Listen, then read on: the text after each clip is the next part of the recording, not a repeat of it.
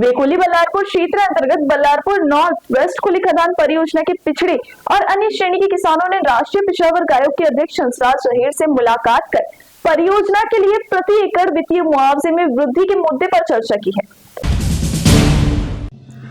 वेकोली बल्लारपुर क्षेत्र अंतर्गत Ballarpur north west खुली खदान परियोजना के पिछड़े और अन्य श्रेणी के किसानों ने राष्ट्रीय पिछड़ा वर्ग आयोग के अध्यक्ष हंसराज अहीर से व्यक्तिगत रूप से मुलाकात की और इस परियोजना के लिए प्रति एकड़ वित्तीय मुआवजे में वृद्धि मामले में चर्चा की। इस अवसर पर भारतीय जनता युवा मोर्चा के प्रदेश उपाध्यक्ष रघुवीर अहीर भी उपस्थित थे। इस समय भाजपा जिला सचिव मधुकर नारद, पूर्व जिला अध्यक्ष किसान आघाड़ी राजू घरोटे एवं कोल गांव के उप सरपंच पुरुषोत्तम लांडे के नेतृत्व में सैकड़ों किसानों ने हंसराज अहीर को इस संबंध में एक ज्ञापन सौंपा। कोल इंडिया ने सिद्धांतिक रूप से आरआर नीति के अनुरूप नौकरी के साथ साथ प्रति एकड़ दर में वृद्धि प्रदान करने पर सहमत हो गए। इसलिए हंसराज अहीर ने उपस्थित किसानों के समक्ष यह मुआवजा वृद्धि जल्द से जल्द करवाने का संकल्प व्यक्त किया। साथ ही हंसराज अहीर ने परियोजना प्रभावित किसानों को आश्वासन दिया कि नौकरी और खेती की कीमतों में बढ़ोतरी कराकर लेना अपना न्यायिक अधिकार है। 2012 में कोल इंडिया और राज्य सरकार की नीति के अनुसार शुष्क भूमि के लिए 8 लाख रुपए प्रति एकड़ और सिंचित भूमि के लिए 10 लाख रुपए प्रति एकड़ की बढ़ोतरी लागू की गई थी, परंतु भूमि का वर्तमान बाजार मूल्य और वर्तमान सरकार दर की तुलना में बहुत कम है। हंसराज अहीर ने उपस्थित किसानों को बताया कि मुआवजा वृद्धि का मुद्दा